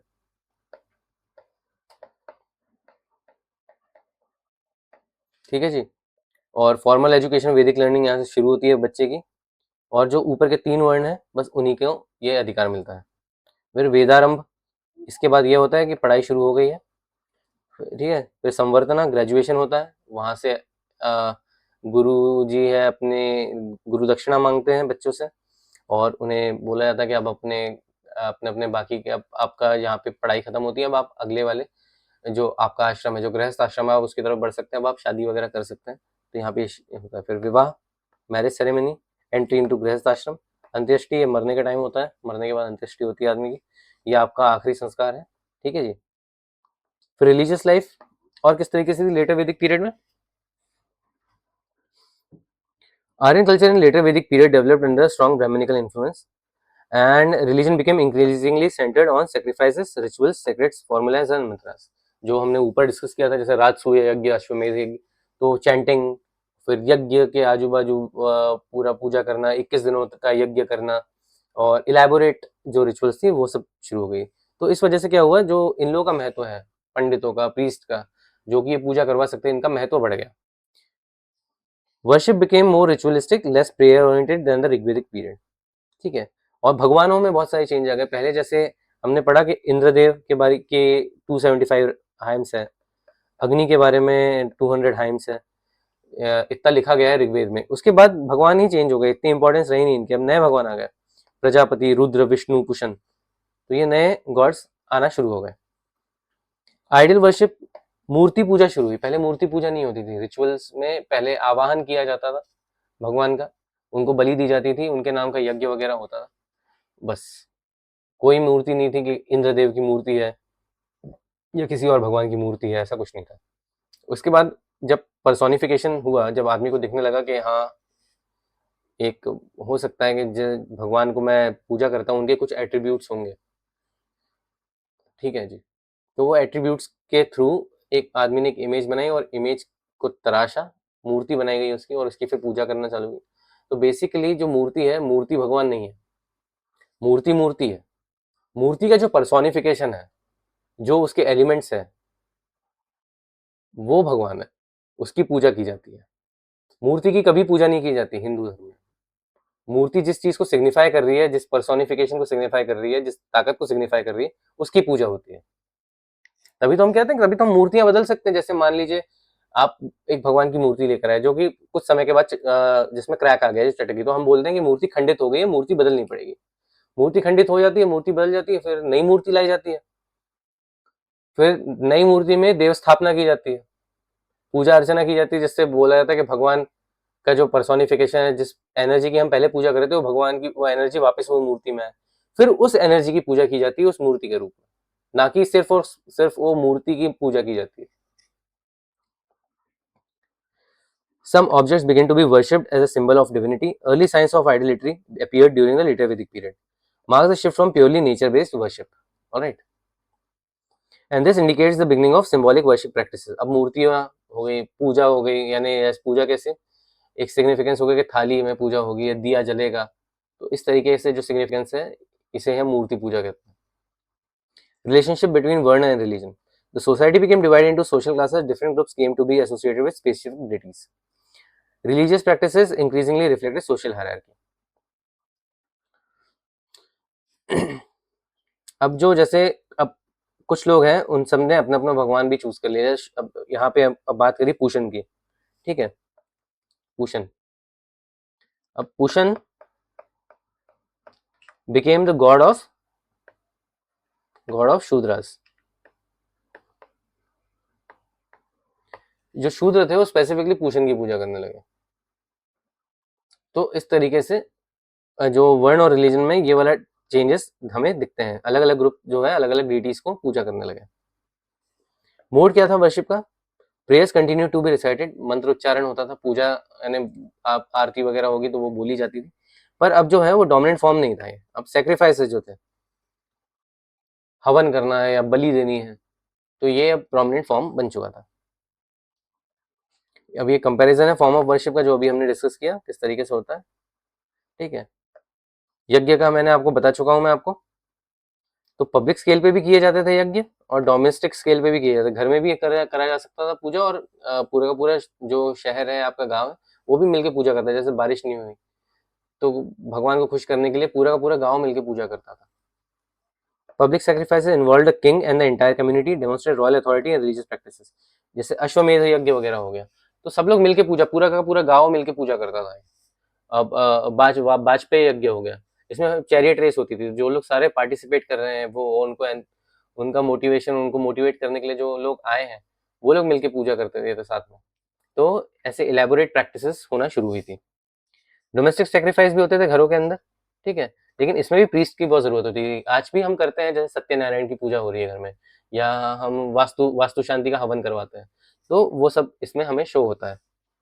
एनिमल सेक्रीफाइस होते हैं लार्ज स्केल पे, हजारों में जानवरों की बलि चढ़ाई जाती थी, क्योंकि और कोई तरीका नहीं पता था उस टाइम, और उस टाइम हिंदू धर्म जो था वो इतना फोकस भी नहीं कर रहा था जानवरों के प्रिजर्वेशन करने के लिए, जानवरों को बचाने के लिए, क्योंकि अब हम पेस्टोरलिज्म से एग्रीकल्चरलिज्म की तरफ बढ़ चुके थे। अब गाय तो थी हमारे पास, बहुत सारी गाय और बैल और जानवर, भेड़ बकरियां बहुत सारी थी हमारे पास, तो भगवान को खुश करने के लिए कि बारिश वगैरह हो और ये सब हो, तो जानवरों का सेक्रीफाइस बहुत तेजी से हो रहा था, धड़ल्ले से हो रहा था। और एक चीज है कि यही सबसे बड़ा कारण था, एक बहुत बड़ा कारण था ये, rise of Jainism and Buddhism. क्योंकि जानवर सबसे ज्यादा किसके पास होंगे? देखिए शूद्रों का काम, जैसा अगर मैं चारों वर्णों का एग्जांपल दूं, शूद्रों का काम था मोस्टली मीनियल काम था, और जो था क्योंकि ये लोग हारे हुए लोग थे, तो इन लोगों के पास कुछ मटेरियल एसेट्स भी नहीं हुआ करते, जिस वजह से ये लोग गाय वगैरह और ये सब अफोर्ड कर पाए, तो इन लोगों के पास ये वाले एसेट नहीं होते थे। प्रीस्ट जो हो गए उनके पास होते थे, लेकिन उनको इतना कुछ खास जरूरत नहीं थी, क्योंकि उनका मेजर जो मटेरियलिज्म और यानी जो पैसा था, या पैसा तो नहीं बोलूंगा मैं उस टाइम का हिसाब से, पर उनका जो मेजर जीवन व्यापन था, जो लाइफस्टाइल वगैरह थी, वो बेस्ड काउज वगैरह पे बेस्ड नहीं थी, पेस्ट्रोलिज्म पे बेस्ड नहीं थी। वो पूजा करके ये करके और अपनी फीस ले लेते थे। क्षत्रियों को भी प्रोटेक्शन प्रोवाइड करने की वजह से ये सब मिल जाता था। अब ये सब चीजें, पूजा जो है ब्राह्मण किसके लिए किसकी करवा रहा है? कॉमन हाउस होल्ड वाला जो है वैश्य है, ठीक है। क्षत्रिय किसकी रक्षा कर रहा है? वैश्यों की, क्योंकि कॉमन पीपल यही है। और शूद्र किन के काम कर रहा है? वो भी वैश्यों का काम कर रहे हैं, क्योंकि मेजर पॉपुलेशन का जो चंक है वो वैश्य ही है। तो इनका जब काम कर रहे थे तो सबसे ज्यादा गाय और कैटल किनके पास होगी? वैश्यों के पास होगी। कॉमन पीपल, मैंने जो मान लीजिए 1000 लोग हैं, उन्होंने 3 गाय खरीदी, 3000 गाय हो जाती है, तो ऐसे हो गई बहुत सारी गाय। अब ये बोल रहे हैं कि भाई बलि दो, अब प्रीस्ट भी बोल रहे हैं बलि दो, राजा ने भी बोला है कि भैया मैं पूजा करवा रहा हूँ, बलि चाहिए, तो देगा कौन? तो वैश्य देंगे। तो वैश्यास हो गए थे परेशान। वैश्यास परेशान हो गए तो बोल रहे यार ये वैदिक धर्म में तो यार बहुत दिक्कत है, इतनी दिक्कत है कि यार इसमें बोल रहे हैं कि बलि देनी पड़ती है, बार बार बलि देनी पड़ रही है, मैं गाय नहीं रख पा रहा हूँ, मेरा काम नहीं हो पा रहा है, ये सब नहीं हो पा रहा। तो उन्होंने बोला कि भाई एक नया धर्म बनाते हैं जो कि प्रोमिनेंटली वैश्यों से भरा है। तो ये वाले जो धर्म है इनमें मोस्टली जो सबसे एंथुसियाज्म जिन्हें सबसे ज्यादा दिखाया तो वैश्य ही थे, क्योंकि उन्हें ये सब चीजों से बचना था। ये हम डिस्कस करेंगे जो हमारा नेक्स्ट टॉपिक आएगा, राइज ऑफ न्यू रिलीजन। तो उसमें जैनिज्म बुद्धिज्म में हम ये सब डिस्कस करेंगे कि और क्या क्या प्रैक्टिसेस थी और कौन कौन इसका हिस्सा बना। और रिचुअल्स जो थी जिसको प्रिसाइज परफॉर्मेंस लगती थी जैसे, तो फिर इसलिए प्रीस्ट की जरूरत होती है, प्रीस्ट को एग्जैक्टली पता होता है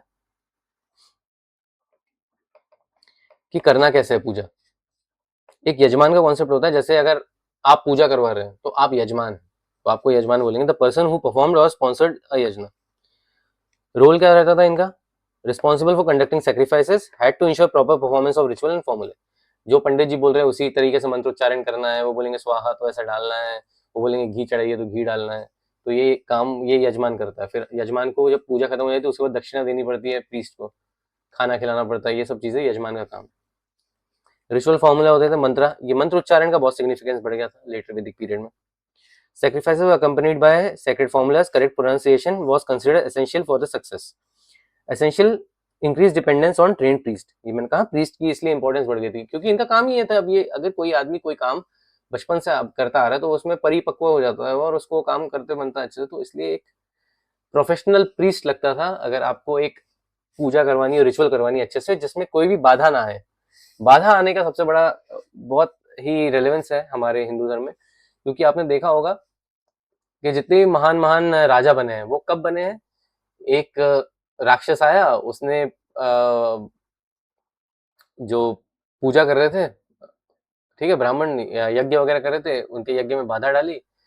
जो आदमी यज्ञ में बाधा डालता है वो राक्षस हो जाता है और उसका वध करने आ जाता है महान राजा, वो क्षत्रिय रहते हैं। तो इसलिए ये ऐसे तरीके से रिचुअल कॉन्सेप्ट जो है कि ये बाधा ना आए कोई, तो इसलिए एक ट्रेन प्रीस्ट लगता था।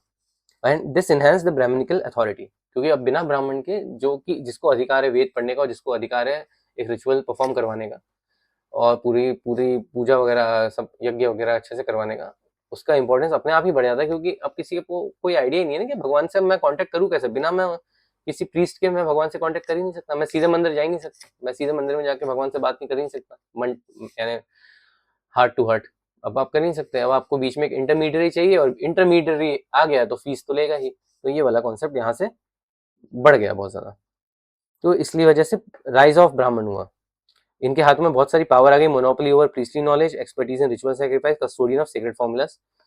फंक्शन इनके थे यही रिचुअल कराना, नॉलेज रखना और पढ़ाना बच्चों को, ठीक है, एजुकेशन भी इसके फंक्शन में आ जाता है। और नॉन आर्यन इन्फ्लुएंस क्या आया हमारा इसमें? कुछ रिचुअल्स जो है ये हमने बोरो करी नॉन आर्यन से, बहुत सारी आएगी रिचुअल्स ऐसे जो नॉन ब्राह्मण से वो करी गई है। तो ब्राह्मण अडेप्टेड इनकॉर्पोरेट दीस प्रैक्टिसेस इनटू वैदिक रिलीजन। जैसे एग्जांपल मैं आपको दूं, फैलेस वर्शिप।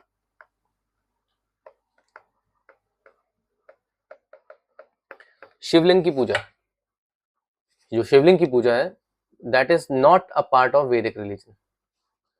आरती करना नॉट अ पार्ट ऑफ वैदिक रिलीजन। अगर मैं आपको बोलूं आप एक सनातन धर्म के हैं, अगर आप हिंदू हैं मेरी तरह, और मैं अगर आपको बोलूं कि जो तुम पूजा कर रहे हो, जो तुम भगवान के सामने आरती कर रहे हो, ये हिंदू धर्म का हिस्सा ही नहीं है, तो आप लोग बोलेंगे कि आप क्या बात कर रहे हो सर, पागल हो गए हो क्या? लेकिन एक्चुअल में ये जो है ये लोकल कस्टम्स है। जैसे मैंने आपको बताया, जैसे हड़प्पन सिविलाइजेशन में भी पैलेस के साइंस मिले हैं। पैलेस वर्शिप हमें भूटान में और तिब्बत में भी दिखाई देती है। तो पैलेस वर्शिप जो है ये इनेटली इस रीजन का पूजा करने का तरीका हुआ करता था आर्यंस के आने से पहले भी। लिंग की पूजा जो है, शिवलिंग लिंगम की पूजा करना, तो पहले से ये आइडिया प्रेजेंट था। इसको इनकॉर्पोरेट किया गया ब्राह्मण्स के द्वारा लोकल बाकी अपने आर्यन कल्चर के अंदर भी। उन्होंने एक ऐसा रिचुअल बनाया, तो सिस्टम बनाया जिसमें अब आपको शिवलिंग के ऊपर अभिषेक करना है। ये नया प्रोसेस बनाए गए, धीरे धीरे बने। मैं ऐसा नहीं बोल रहा कि कोई आया उसने अचानक से चेंज कर दिया, धीरे धीरे ओवर द टाइम धीरे धीरे बढ़ता गया। अब जैसे आप अगर आप रिचुअल कैसे चेंज होती है, जैसे बता दो, जैसे महाकाल मंदिर के बारे में आपको पता होगा, ठीक है जी। महाकाल मंदिर में पहले जो शिवलिंग है उसके ऊपर जो अस्थि अस्थि स्नान होता है उनका, ठीक है, भभूत स्नान बोलते हैं जिसको। तो भभूत स्नान में जो होता है कि राख चढ़ाई जाती थी, तो राख जो आती थी पहले के टाइम में वो शमशान से आती थी, इंसानी राख लगती थी उस महाकाल मंदिर में चढ़ाने के लिए भगवान को, भगवान के श्रृंगार के लिए, ठीक है। अब वो श्रृंगार सुप्रीम कोर्ट ने उस पर बैन लगा दिया कि यार इनह्यूमन है ये तो, आप बेचारे, कोई आदमी बेचारा मर गया, वो जल जल गया और राख हो गया, अब आप उसकी राख ले आके भगवान पे चढ़ा रहे हैं। तो उन्होंने बोला अब गोबर की राख लगेगी, कंडे आप जलाएंगे, कंडे की जो राख रहेगी वो राख से अब वो श्रृंगार होगा, भभूत श्रृंगार महादेव का। तो रिचुअल चेंज हो गई। इस तरीके से धीरे धीरे धीरे धीरे करके छोटे छोटे चेंजेस लाके रिचुअल चेंज होती है। तो फैलेस वर्शिप जो थी ये पहले नहीं होती थी हिंदू धर्म में, ये बनाई गई है और बाद में लाई गई है। मूर्ति पूजा नहीं होती थी, बाद में लाई गई है। आरती करना नहीं होता था, बाद में लाया गया है। पहले के टाइम में पूजा करने का मतलब होता था सिर्फ एक, यज्ञ करो और बलि दो, इसके अलावा और कोई पूजा का मतलब नहीं था। अगर आपको भगवान से बात करनी है तो पूजा करनी होगी या बलि देनी होगी। दक्षिणा, सैक्रिफिशियल गिफ्ट्स। कॉमन गिफ्ट क्या क्या होते हैं? दक्षिणा दी जाती थी, ठीक है, भगवान को भी जो दिया वो भी दक्षिणा होती थी, और जो प्रीस्ट को दिया था वो भी दक्षिणा होती थी। Common gifts, gold, clothes, horses were given दक्षिणा, whereas cows were given as sacrificial fees। Cows दी जाती थी प्रीस्ट को, और गोल्ड, क्लोथ्स और हॉर्सेस जो थे दक्षिणा के रूप में दिए जाते थे, जो कि भगवान ऑब्वियसली एक्सेप्ट तो करेंगे नहीं, उनको बाद में डिस्ट्रीब्यूट कर दिया जाता था। लैंड एज दक्षिणा, ये वाला कॉन्सेप्ट नहीं हुआ, इमर्ज हुआ था कि जमीन दे देते हैं, ये वाला कॉन्सेप्ट नहीं था, because although we were territorial but we didn't have the concept of personal or private property back then, and the property basically was a part of whole kingdom। अगर राजा किसी को बोल देगा कि जाओ तुम वहां जाके खेती करो, तो वहां जाके खेती कर सकता था। ऐसा नहीं होता था कि यार ये जमीन तो मेरी है, आप मेरी जमीन किसी और को नहीं दे सकते वगैरह टाइप, ये वाला सीन नहीं होता था। तो land not yet a well established practice, sometimes please claim portions of territory as sacrificial piece. ये होता था सॉरी, कि जैसे यहाँ पे पूजा हो रही है तो इसके अराउंड इतना एरिया जो है ये एक प्रीस्ट को गिफ्ट दे दिया जाता था, क्या आपने क्योंकि पूजा करवाई तो ये वाला हिस्सा आपका। तो ये शतपथ ब्राह्मण में हमें इसका एग्जांपल मिलता है। तो इसमें एक स्टेटमेंट है जिसमें लिखा गया है कि अश्वमेध सैक्रिफाइसेस में north, south, east and west should all be given to the priest. अगर एक प्रीस्ट ने अश्वमेध यज्ञ कराया तो घोड़े को छोड़ा जाएगा, घोड़ा जितना एक चक्कर मारेगा, एक चक्कर में जितना चारों दिशाओं में जितना हिस्सा बचा वो पूरा उनका, ठीक है जी। तो इसके साथ ही मेजर पोर्शन अपना हो जाता है खत्म। यहाँ पे थोड़ा सा और कुछ बचा होगा। अब जैसे कुछ किंगडम्स हैं जो मैं स्टार्टिंग में बात कर रहा था, जैसे पंचाल किंगडम हो गया, ठीक है आपका, और ये भी कुछ किंगडम्स हैं एक्स्ट्रा जो बड़े किंगडम इमर्ज हुए थे इस टाइम पे। तो ये कहाँ कहाँ पाए गए हैं ये इंपॉर्टेंट है, क्योंकि ये पीसीएस में आता है मोस्टली। पीएससी के जो आएंगे आपके स्टेट पीएससी के, उसमें अगर आपका कोई एरिया अगर यहाँ पढ़ रहा होगा तो ये वाला क्वेश्चन डायरेक्ट आ सकता है। और ये वापस वही कॉज एंड इफेक्ट रिलेशनशिप है, ये मेंस के आंसर राइटिंग में बहुत काम आता है। मेंस के आंसर राइटिंग में ये बहुत काम आता है। सीधे आपको कॉज लिखना है और उसका इफेक्ट लिखना है, तो आपका एक पॉइंट रेडी हो जाता है और एक पॉइंट पे आपको एक नंबर मिल जाएगा मेंस में आराम से, अगर आप यूपीएससी का एग्जाम लिख रहे हैं तो। The growth of sacrificial rituals, this led to the rise of Brahminical authority, need of correct ritual performance, this made us dependent on the priest, settle agricultural life, increase importance of Vishnu. Vishnu was a preserver god, ठीक है। इन ये बाद में evolve हुए, ये letter Vedic period में विष्णु का concept है। ऋग्वेद में विष्णु का कोई मत वो नहीं है, नाम नहीं है कहीं पे। जो भगवान विष्णु है उनका कहीं भी नाम नहीं आता है वैदिक लिटरेचर में, वेदास में कोई नाम नहीं आता, उसके बाद आता है, पर वेदों में कोई नाम नहीं आता है विष्णु का। वेदों में सबसे इंपॉर्टेंट गॉड इंद्र ही है। सोशल स्ट्रैटिफिकेशन जो है, तो association of deities with special groups, ठीक है। तो जैसे जैसे पूषण की कहा बात कर रहा था मैं, Pushan was a God of Shudras. elaborate sacrifice led to the increased use of दक्षिणा। जैसे जैसे आपकी और बड़ी बड़ी होती गई पूजा है, उतनी बड़ी बड़ी दक्षिणा लगने लगी। छोटी पूजा कराओगे छोटी दक्षिणा, बड़ी पूजा कराओगे बड़ी दक्षिणा। तो ब्राह्मणिकल मोनोपोली बढ़ गई रिचुअल्स के ऊपर, इसकी वजह से कंसोलिडेशन हो गया रिलीजियस पावर का एक ही वर्ण के हाथ में, ब्राह्मणों के हाथ में। इन्होंने पूरा का पूरा ये जो पार्ट है टेक ओवर कर लिया। अब इसके बाद है हमारे पास समथिंग एक्स्ट्रा। ठीक है जी। समथिंग एक्स्ट्रा में थोड़ी बहुत चीजें हैं, ज्यादा नहीं है, ये थोड़ा एनसीईआरटी से थोड़ा सा बाहर का है, बस ज्यादा नहीं है। लेकिन ऋग्वेद जैसे हो गया, तो इसमें संस्कृत जो है, compose Sanskrit approximately 300 words have been identified from Munda language. जो मुंडा लैंग्वेज यानी आप बोला जाए कि उस टाइम की इंडिजिनस जो लैंग्वेज है, जो एस्ट्रॉइड मैंने बताया था, ऑस्ट्रॉइड्स, ऑस्ट्रोलॉइड्स। ठीक है, ऑस्ट्रोलॉइड जो आपका रेस है, ऑस्ट्रोलॉइड रेस, उनकी भाषा है मुंडा। जो हमारे यहाँ भी अभी कुछ ट्राइबल्स बोलते हैं छोटा नागपुर प्लेटू वाले रीजन में, तो मुंडा भाषा ये एक्चुअली एक एस्ट्रोलॉइड ग्रुप की लैंग्वेज है। तो वो मिली है, और द्रविडन लैंग्वेज भी मिली है कि कुछ वर्ड्स मिले हैं। तो यानी इनसे कांटेक्ट ऑब्वियसली जिन लोगों ने ऋग्वेद लिखी होगी और संस्कृत भाषा में ऑल्दो लिखी है, लेकिन उनका कांटेक्ट इन लोगों से भी होगा, इसलिए इनके शब्द भी इस्तेमाल करे गए हैं, क्योंकि इंडिजिनाइज होने लग गए थे लैंग्वेजेस अब, और टेक्स्ट क्योंकि इस रीजन में आके लिखे गए, तो इसलिए उनका रिलेशनशिप होगा ही कुछ ना कुछ। It suggest cultural interaction and mixing with earlier inhabitants. जो पहले के लोग यहाँ रहते थे उनके साथ भी इंटरमिक्सिंग वगैरह हो रही होगी। Bali, form of tax and tribute received by raja and Kshatriya warrior class. Important crops जो हम ऊपर डिस्कस कर रहे थे, तो यवम होता है, एक यवम, ये होता है बार्ले आपका, गोधुमा जो मैंने डिस्कस किया था, वीट हो गया, एक राइस लिख लीजिए आप इसमें, ये हो गया व्रीही, ये भी हम बात कर चुके हैं ऊपर। तो ये तीन एक इंपॉर्टेंट पार्ट ऑफ क्रॉप्स हो गए। और एक ये बेसिक रिवीजन है, यानी ये मैंने पहले बनाया था, लेकिन उसके बाद मैंने इसको थोड़ा सा अच्छा कर दिया था। तो अच्छा करने के बाद ये कुछ इस तरह का से बन गया है ना। इसमें एआई का बहुत बड़ा योगदान है। तो ये जो है टेबल, अब ये टेबल है, तो ये आप पढ़ लीजिएगा, और इसमें अच्छे से इलेबोरेटली बहुत सारे पॉइंट्स लिखे हुए हैं, और मैंने लगभग जो पॉइंट्स हमने पूरे डिस्कस करे वो इसमें बहुत शॉर्ट में, अगर आप ऊपर का पढ़ते हैं, एक बार पढ़ लेते हैं, और उसके बाद आप ये चार्ट रख लेते हैं अपने पास सेव करके अपने नोट्स में, तो आप बस ये चार्ट पढ़ के पूरा का पूरा रिवाइज कर सकते हैं कि कहाँ पे क्या हुआ और क्यों हुआ, और किसका रिलेशन किससे कैसा था। तो आप ये पूरा का पूरा चार्ट देख सकते हैं। ठीक है जी। तो ये बहुत इंपॉर्टेंट चार्ट है, इसमें सब सारी चीजें लिखी हुई है, सारी सारी चीजें, कि अर्ली वैदिक पीरियड में कैसा सिचुएशन था, और लेटर वैदिक पीरियड में क्या क्या ट्रांसफॉर्मेशन हुए हैं उन सब में। ऑलराइट। तो इसके साथ ही दोस्तों, हमारा जो टॉपिक 4 है, और मेरे लिए एक बहुत बड़ा माइलस्टोन कि मेरा यूट्यूब पे 10वां लेक्चर है, ये कवर होता है। एंड आई होप कि अभी तक जो सीरीज है वो आपको अच्छी लग रही होगी, आपको समझ में आ रहा होगा कि एनसीईआरटी डिस्टिल्ड में मैं कितना अपना इनपुट दे रहा हूँ आपको, और मैं क्या कोशिश कर रहा हूँ यहाँ पे। मैं यहाँ पे ये कोशिश नहीं कर रहा कि मैं पूरी की पूरी तरीके से आपके पढ़ने के स्टाइल को रिप्लेस कर दूँ, मैं ये कोशिश नहीं कर रहा। ना ही मैं आपको इस बात से रिझाने की कोशिश कर रहा हूँ कि यार तुम सिर्फ मेरे से पढ़ो। मैं इससे ये चाहता हूँ कि तुम एनसीईआरटी मत पढ़ो भाई बार बार। मैंने ये गलती करी है, मैंने मेरे प्रिपरेशन डेज में गलती करी है ये। अगर मैं नेट नेट बताऊँ, तो मैं अगर मेरा प्रिपरेशन टाइम अगर मैं कैलकुलेट करूँ, तो एनसीईआरटी ही कवर करने में ये मान लीजिए 1.5 साल लग जाएगा। और मैं पढ़ने में बहुत अच्छा था, ठीक है, एवरेज बच्चा था मैं, लेकिन पढ़ने में मेरे को आप एक जगह बिठा दो और पढ़ने के लिए दे दो, तो मैं पढ़ लेता था 6 7 8 घंटे। तब पढ़ने के बावजूद मेरे को ये सब पढ़ने में और खत्म करने में 1.5 साल इससे 2 साल तक लग गया।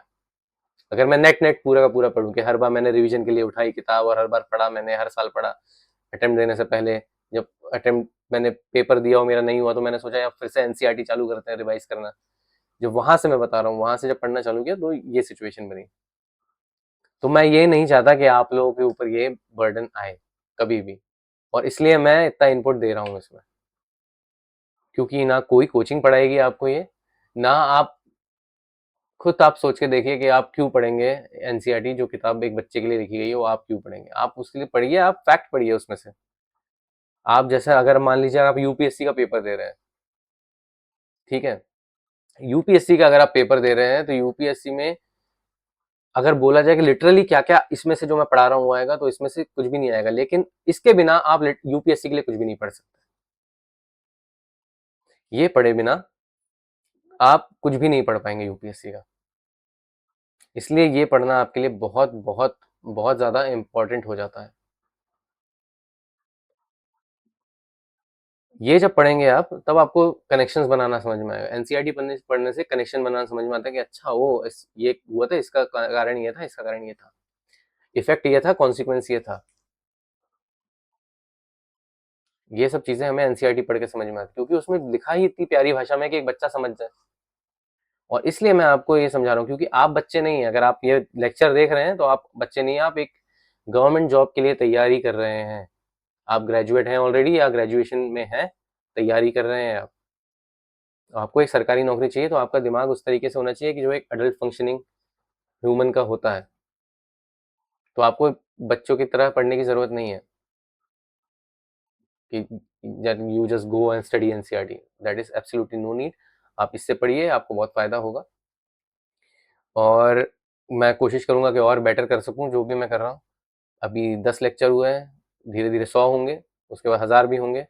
मुझे खुद पे विश्वास है, ना विश कि आप भी मुझ पे विश्वास करें इतना, और अपना विश्वास मेरे साथ रखें, और मुझे लाइक, फॉलो और सब्सक्राइब करें पीके पढ़ो चैनल पे, ताकि हम ये पीके पढ़ो कम्युनिटी को और अच्छा, बड़ा और डेमोक्रेटाइज कर सकें। हम आपकी बात समझ सकें, आपकी बात जान सकें। अगर आप ये वीडियो देखे हैं तो प्लीज़ फीडबैक वगैरह दीजिए अपना, और नोट्स प्लीज़ डाउनलोड करिए। भले ही आप यूज़ अभी ना करें उसको आप अभी ना यूज़ करें, लेकिन वो नोट्स आप डाउनलोड करके रख लीजिए। आपकी बहुत हेल्प होगी जब आप रिवीजन करने के लिए बैठेंगे। जब भी आप सोचेंगे कि यार मुझे कोई चीज़ नहीं आती है, मुझे इसका बेसिक्स भी नहीं आता है, तो मैं एडवांस कैसे पढूं, तो तब ये नोट्स आपके बहुत काम आएंगे। तब आप एनसीईआरटी लेके नहीं बैठेंगे कि मैं मौर्यन एज 6 क्लास से भी पढ़ लेता हूँ, मैं फिर उसके बाद 8 से भी पढ़ लेता हूँ, उसके बाद मैं 11 से भी पढ़ लेता हूँ। अभी 3 किताब पढ़ने नहीं बैठेंगे आप, सीधे एक ये पन्ने निकालेंगे 9 पेज का, जैसे ये वाला नोट है, 9 पेज में आप ये पढ़ के खत्म कर देंगे। नहीं तो आपको पूरी किताबें, 3 किताबें छाननी पड़ेंगी ये पढ़ने के लिए। मैंने आपके लिए ऑलरेडी बना के रखा है, प्लीज इसको फॉलो करिए, बहुत फायदा होगा आपको। सो विद दैट, मस्त रहो, पी के पढ़ो, खुश रहो, और I will see you in the next lecture, that will be our rise of new religion. हम महाजनपद भी कर सकते हैं, लेकिन मेरे को लगा कि क्योंकि वैदिक जो हमने रिलीजन की इतनी बात करी, तो राइज ऑफ न्यू रिलीजन पढ़ना ज़्यादा सही रहेगा। उसके बाद हम फिर महाजनपद पे फिर बाउंस कर सकते हैं। तो पहले हम जैनिज्म, बुद्धिज्म ये पढ़ेंगे, और कुछ न्यू रिलीजन जैसे भगवतिज्म, और बाकी कैसे कैसे और रिलीजन आए एंशियंट इंडिया के एंड तक। तो एंशियंट इंडिया के एंड तक अगर हम बात करेंगे तो उसमें थोड़ा बहुत पार्ट इस्लाम का भी होगा, और स्टार्टिंग की बात करेंगे तो भगवतिज्म वगैरह जो डेवलप होना शुरू हुआ था उसका भी होगा। तो ये सब चीज़ें हम उसमें कवर करेंगे। तो I will see you in the next lecture. Till then, bye bye.